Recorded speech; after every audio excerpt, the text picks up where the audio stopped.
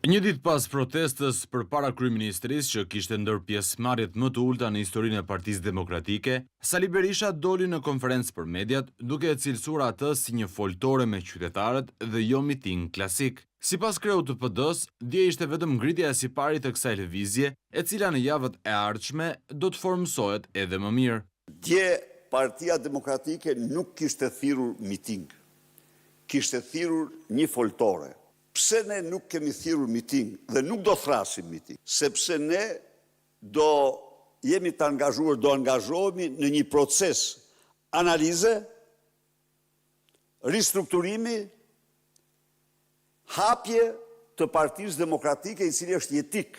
Berisha deklaroi se shumë shpejt ai do të nisë dhe një tur takimesh me demokratët në rrethe. Unë do vazhdoj, krahas kësaj do vazhdoj dhe takimet. Shumë shpejt. Kjo do jetë foltorja parlamentare qytetare, do tjetë foltorja ime me demokratët dhe mbështetësit, do ketë ne, këto kemi, tani jemi të...